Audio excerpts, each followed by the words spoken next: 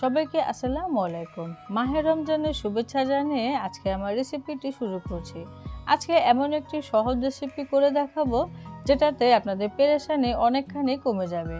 এই রমজান মাসে আমাদের ইফতারি তৈরি করতে হয়, আর এই বিকেল টাইমতে কিন্তু আমরা খুবই পেরেশানিতে থাকি। এক হচ্ছে ইফতারির আইটেম, আরেক হচ্ছে শরবত, আর এই শরবতে কিন্তু চিনিটা গুলাতে বেশ সময় কেটে যায়।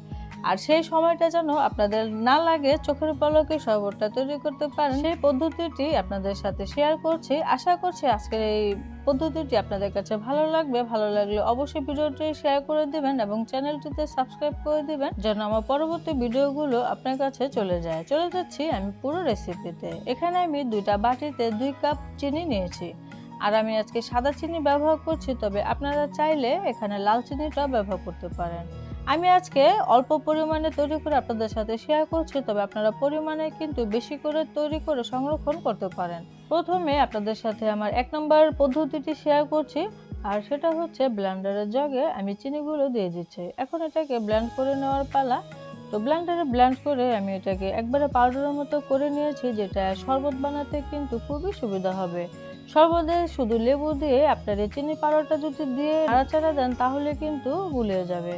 এটাতে অপেক্ষা করতে হবে না নেড়েচেড়ে কখন চিনিটাকে গুলাতে হবে। আপনারা এই পদ্ধতিতে চিনিটা বেশি করে ব্লেন্ডারে ব্লেন্ড করে একটু বয়ামে ঢেলে রেখে দিতে পারেন, প্রতিদিন বিকেলে শরবতে ব্যবহার করতে পারবেন। এখন আমি আমার দ্বিতীয় পদ্ধতিটি আপনাদের সাথে শেয়ার করছি। আমি আশা করছি আমার এই দ্বিতীয় পদ্ধতিও আপনাদের কাছে ভীষণ পছন্দের হবে। তো আমি চিনিগুলোকে একটি প্যানে ঢেলে দিচ্ছি। এখন এটাকে একটু জাল দিয়ে নিব, সেজন্য এখানে আমি হাফ কাপের একটু বেশিভাবে পানি দিয়ে দিচ্ছি।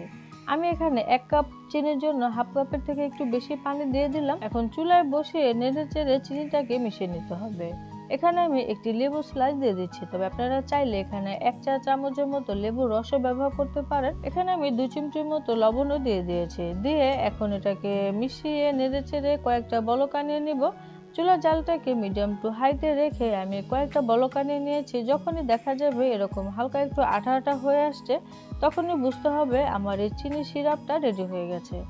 তো দেখে নিশ্চয়ই বোঝা যাচ্ছে এখানে হালকা আঠালো ভাব চলে এসেছে। এখন আমি চুলা থেকে নামিয়ে নিয়েছি, এখন এই বাটিতে ঢেলে দিচ্ছি। আপনারা চাইলে বেশি করে এই চিনি সিরাপ তৈরি করে কাচের একটি বোতলে বা বয়ামে রেখে কিন্তু সংরক্ষণ করতে পারেন। আর বিকেলে যখন শরবত তৈরি করবেন তখন চটজলদি কিন্তু শরবত রেডি হয়ে যাবে। এই চিনি সিরাপের ঘনত্বটা দেখে নিশ্চয়ই বুঝতে পারছেন, ঠিক এমনই হবে। আর আপনি 1 গ্লাস শরবতের জন্য 2 টেবিল চামচের মতো চিনি সিরাপ দিয়ে দিলেই কিন্তু হয়ে যাবে। আজকে আমি ঝটপট করে একটি রেসিপি দেখালাম, আপনারা চটপট করে এই রেসিপিটি তৈরি করে নেবেন।